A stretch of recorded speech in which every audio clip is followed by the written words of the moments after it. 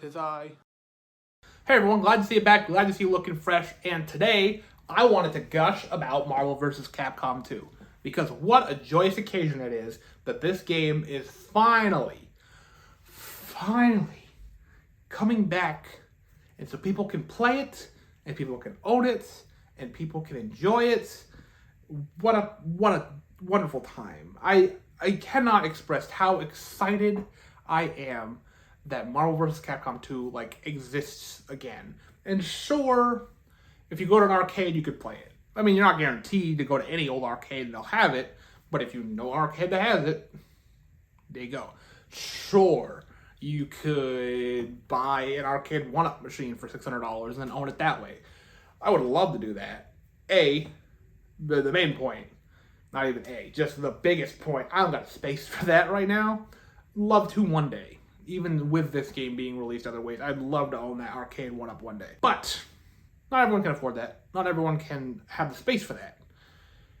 And of course, the other way, sure, there's other ways you can play this game.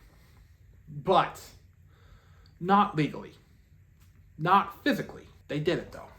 Marvel and Capcom shook hands.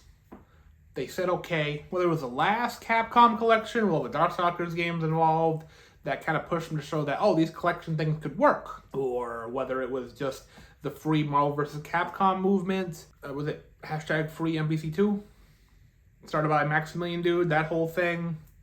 That could have pushed them to do it. Many different factors involved into how this game is finally back in people's hands. The fact that we can own it physically again for the first time since the PlayStation 2 era is incredible.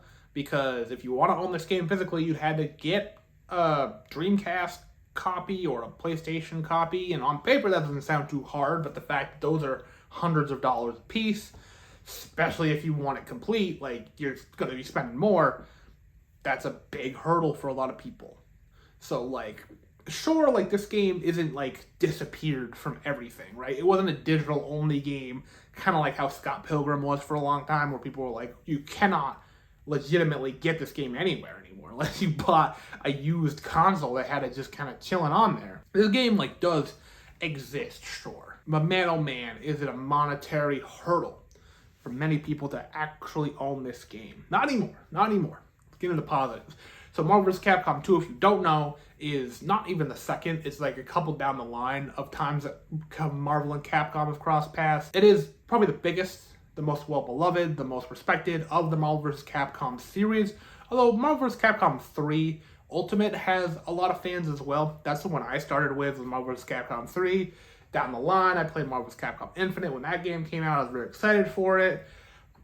Not a big fan of that game. I don't think anyone really is. And then that series is kind of just dried up. Doing research on it, how come this franchise kind of left, I feel like it was kind of printing money, an idea to print money in the video game sphere.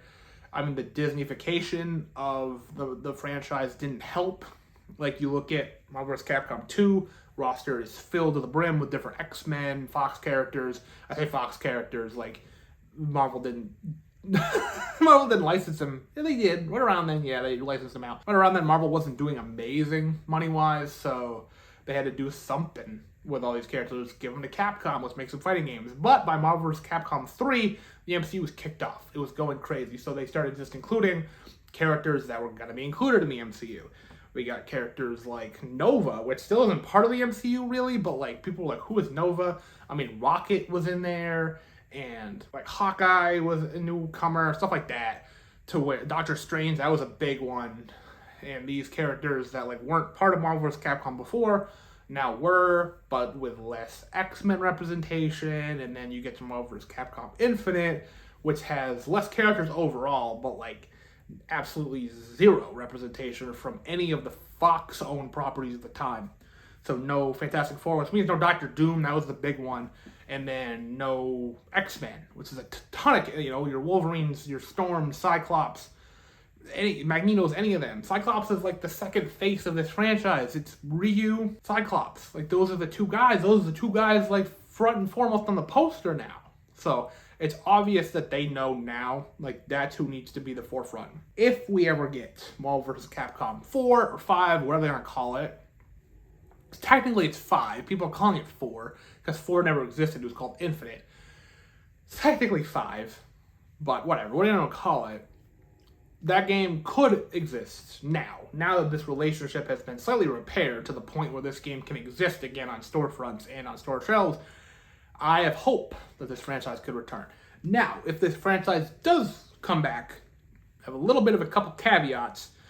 A, the roster's got to be big. And I'm not just like trying to be a little bit selfish, a little bit like greedy. Marvel vs. Capcom 2 came out with over 50 characters. Marvel vs. Capcom 3 had less than it, and Infinite definitely had less than it. I'm not saying 50 after all your DLCs and stuff. 50 at launch, and then you could DLC on top of it. Secondly, and I think they know this at this point, X-Men need to be included. I'm talking like, let's do more comic accurate stuff. Let's not try to force the MCU into everything we're doing, especially with MCU fatigue going on. Like, we don't need to be doing that. People in the gaming sphere are so excited for Marvel vs. Capcom 2 because it's just a great game filled with characters that they love, and it's been a historical like foundation in the fighting game scene. Like, it's one of the first games at EVO, I believe. Like, it's just been around forever. So, I love it. It's one of my favorite games, period. Every time I go to an arcade that has it, I'm more than happy to play it. I'm finally happy to be able to play it at home. Like I said, I very much plan to eventually, like, get the arcade one-up machine one day. Like, that's hundreds of dollars for, not, I mean, it's not just a single game. There are multiple games in it, but, like, it's a big centerpiece for a very specific thing. So I wouldn't do that if I didn't love it so much. Absolutely, I'm beyond excited for this game. And I hope you are as well. Like, I hope you get it. If you haven't played it already, it's wonderful. It's like arcade fighting games at their most fun. Like, it's just pure fun, Marvel vs. Capcom 2 is. And I'm sure there's going to be, I don't know if there's going to be new modes. I don't know if they're going to port over stuff from the Dreamcast or the PlayStation 2 version, or it's just going to be purely the arcade version. I don't know that much about the release of this game yet. I mean, it was just unveiled not that long ago. So, but this game, wow. I am so stoked for it. And I can't wait to play it later this year. But what are your opinions on Marvel vs. Capcom? Do you see hopefully a new game down the line? Thinking about maybe doing, like, if it does get announced, like a wish list of different characters I'd like to see in the game. So if you're interested in that, let me know. But that'll about do it for me today. Thank you so very much for watching. And as always, like this if you like this, subscribe if you haven't already. I will see you at some point.